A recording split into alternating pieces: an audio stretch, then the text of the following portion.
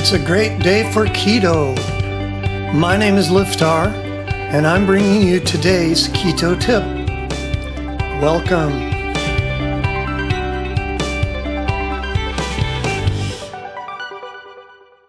Today's keto bite. The keto diet doesn't work for me. If you've been thinking the keto diet doesn't work for you, then you aren't alone. There are a bunch of reasons it might not be working. Usually there's simple adjustments. Are you really counting your macros? Are you watching your carb intake? Or did you get to the point where you're just sort of guessing or guesstimating, we say?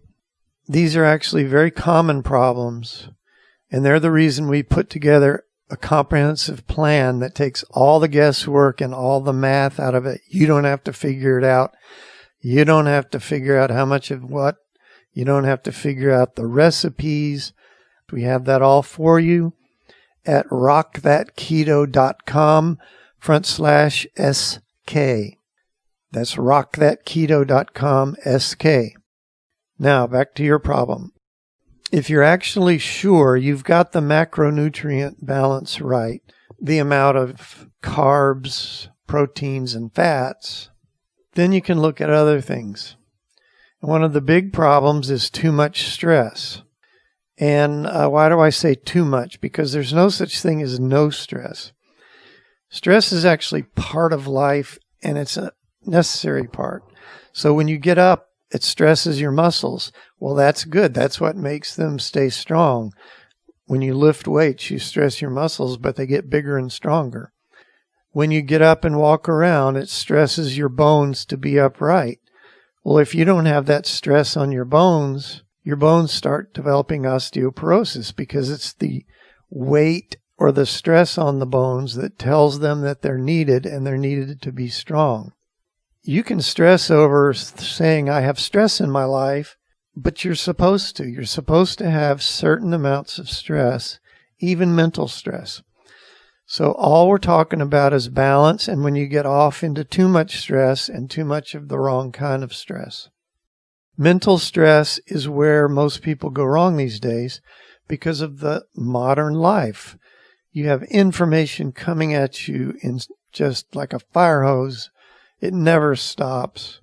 And you can get into a mental state where you can be mentally stressing all the time to the point where you're creating cortisol, which is a hormone. Cortisol is a fight or flight hormone, and it makes your body call out adrenaline. Adrenaline shuts down your digestion and reproductive system because it wants to put all the energy to fighting and flight. Now, your reproductive system, if you're a woman especially, is where all the hormones happen in the balance of estrogen, progesterone. If you are estrogen dominant, meaning you have too much estrogen, it'll depress the progesterone in the blood.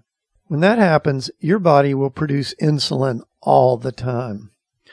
Insulin is a fat-storing hormone. It turns sugar into fat. That's why we get fat in the first place. This is built into our bodies as a survival mechanism. Your body always tries to store extra fat to keep you alive in case there's a famine, in case you don't have food. Well, that's not our problem in the modern world. Burning fat is what we're trying to get to. But if you're in stress, the body's making fat instead of burning fat. What a frustrating cycle. So if your body chemistry is off enough, you're going to have a really, really hard time getting into ketosis. So you might consider the simple thing to just go to your doctor, have your hormones checked. That's actually a good idea for any woman as you get older anyway, over 40, 45. If the hormones aren't balanced, you can fall off the deep end on one side or the other. Your hormone balance is like standing on a teeter-totter in the middle with one foot on either side, and you have to keep it balanced. If you are having an unusually hard time with keto, that could easily be the problem.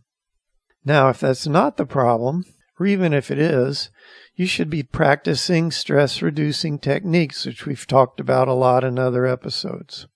My favorite for just a physical thing that will work on you right now is called left nostril breathing. You have two nostrils. No one ever wonders why you have two. They just accept it, but there's actually a reason for it. The left nostril relaxes you. The right nostril kind of pumps you up and energizes you. This works for when you're going to sleep at night or any time during the day. If you're just really stressing, you can do this.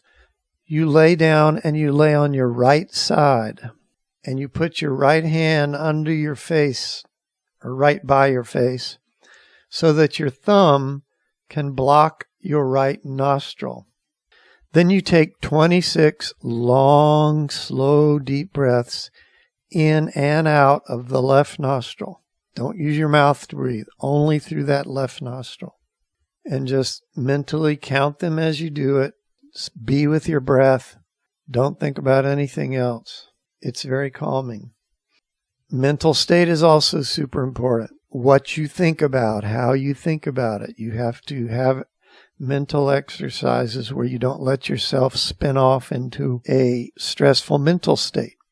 But again, these tips will help to a certain point.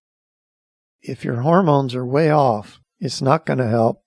So if you're in that position, it won't hurt you. Go ahead and just go get a blood test. Go to your doctor. Get your hormones checked. Make sure that's right. If it isn't, you and your doctor work together to get your hormones back to more normal. Then your plans for weight loss will be much, much easier to pull off. And that's today's Keto Bite. If you enjoy these bite-sized tips, then come on over to rockthatketo.com and sign up for fabulous recipes, how-to tips, and inspirational stories of people who have lost weight or gotten healthy for the first time in their life. If you're ready to dive in and start losing serious weight, we have a foolproof 30-day plan all laid out for you. You can start losing weight today. Come on and check us out at rockthatketo.com, and we'll see you next time.